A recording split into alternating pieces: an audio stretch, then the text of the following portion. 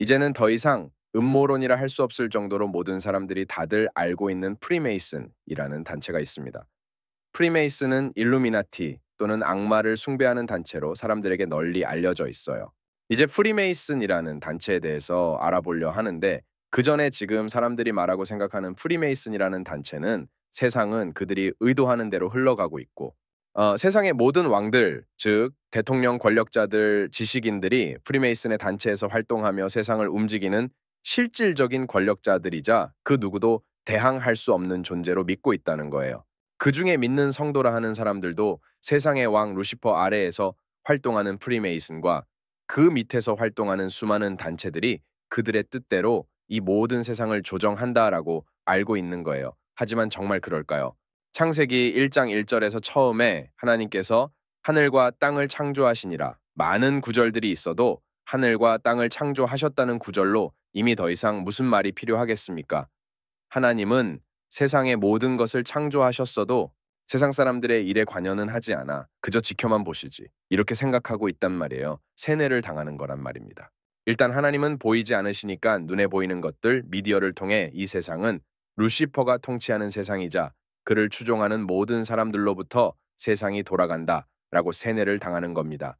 프리메이슨이나 일루미나티, 보헤미안 클럽 등 이런 것에 심취하다 보면 정말 그들의 의도대로 세상이 돌아가는구나라고 생각한단 말이에요. 저 또한 한때 그렇게 생각했던 사람이고요. 이제 이것을 바로 알기 위해서는 그들의 역사 조상들이 누구이며 그들이 어떻게 멸망당했는지 아시면 하나님께서 살아계시며 세상을 의로 심판하시며 마귀의 일들이 그들 뜻대로 되지 않는다는 것을 알 수 있습니다. 프리메이슨이라는 이름은 당시 유럽의 석공의 기술이 정점에 이르러 외부의 구속 없이 자유롭게 작업을 수행하는 사람에게 불린 명칭인데 그들은 유럽에서 큰 돈을 벌고 석공들의 조합을 만든 것이 프리메이슨이에요. 그들의 심볼이 컴퍼스와 삼각자의 모양이잖아요. 그들이 그들만의 세상을 건축한다는 그러한 뜻이 있어요. 아무튼 그들과 같은 종류의 사람들이 예전에도 6천 년 전부터 지금까지 쭉 있어 왔단 말이에요. 처음에는 가인과 그의 아들 에녹으로부터 시작이 되는 거예요. 가인은 하나님을 떠나 동쪽에 있는 노 땅에서 도시를 건설해요. 가인은 인류의 첫 살인자이자 인류 처음으로 도시를 세운 인물인 겁니다. 그는 아들의 이름을 따서 그가 건설한 도시를 에녹이라고 불렀으며 오늘날 메이슨들의 선조라고 하는 거예요. 그리고 니므롯이라는 사람이 있었어요. 주 앞에서 강한 사냥꾼인 니므롯 같다라고 하죠. 니므롯은 하나님을 대적하며 사나우며 전쟁을 일으키며 강포한 자입니다.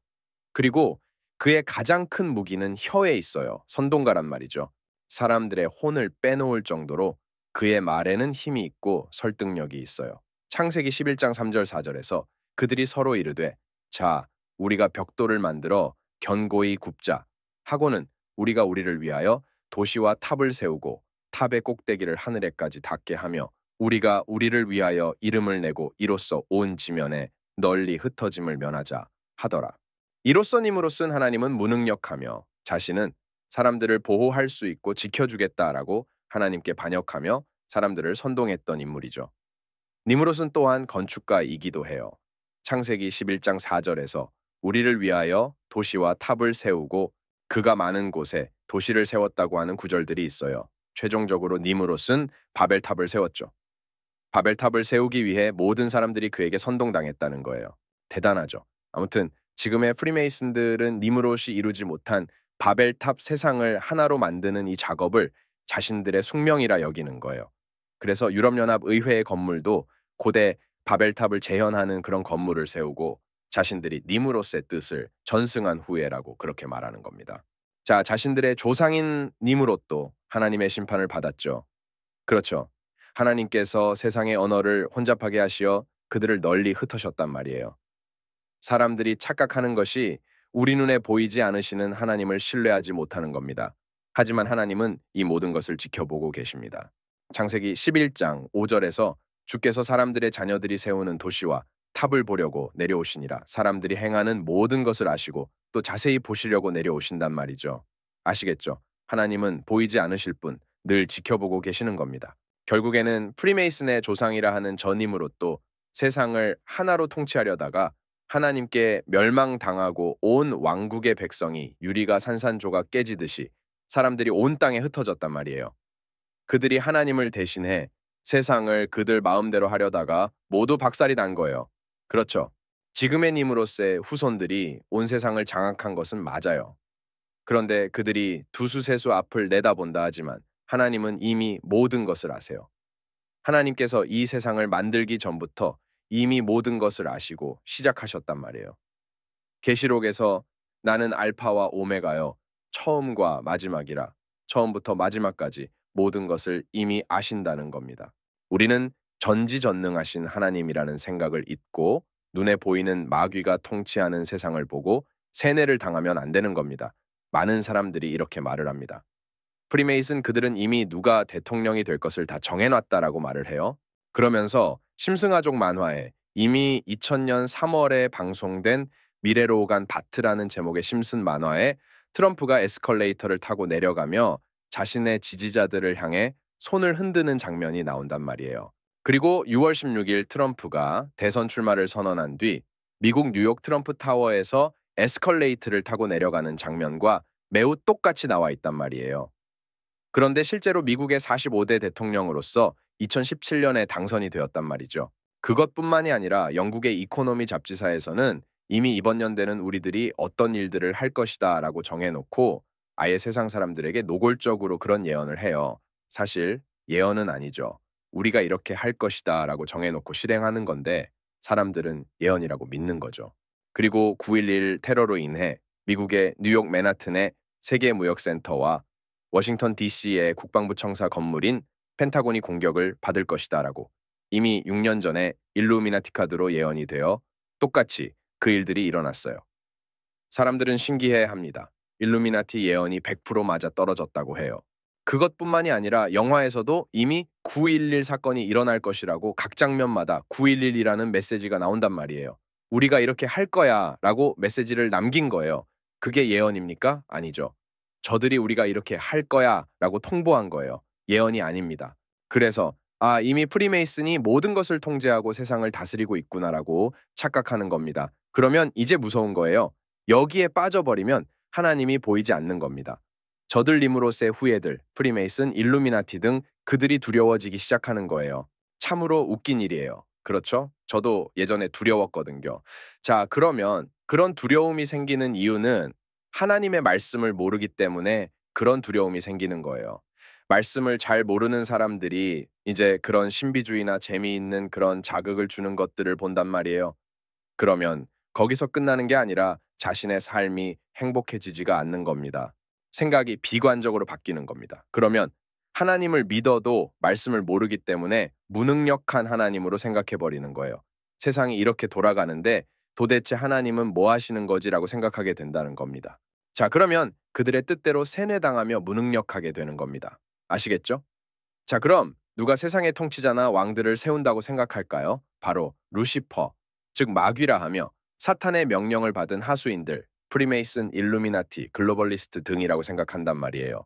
그러면 성경에서는 뭐라고 말씀하시냐면 다니엘서 2장 21절에서 그분께서는 때와 시기를 바꾸시며 왕들을 패하시고 왕들을 세우시며 지혜로운 자에게 지혜를 주시고 명철을 아는 자들에게 지식을 주시는도다. 신구약을 통틀어 마지막 때까지 하나님께서 왕들을 세우기도 하시며 패하시기도 하시는 건데 하나님의 선한 일을 위해 악한 왕을 세우시기도 하는 것이에요. 예를 들어 이스라엘 사람들이 저 적과 꿀이 흐르는 가나안 땅으로 가야 하는데 이집트가 너무 좋은 거예요. 부족한 게 없어요. 그러면 이스라엘 백성들이 떠나지 않을 거란 말이죠. 그래서 이집트의 파라오 왕을 사용해서 이스라엘 백성들을 괴롭게 하는 거예요. 그래서 그들이 이집트를 떠나야 한다고 생각하도록 하기 위해 파라오 왕을 사용하시는 거예요. 파라오 왕은 하나님의 나쁜 도구로 쓰임을 받는 거예요.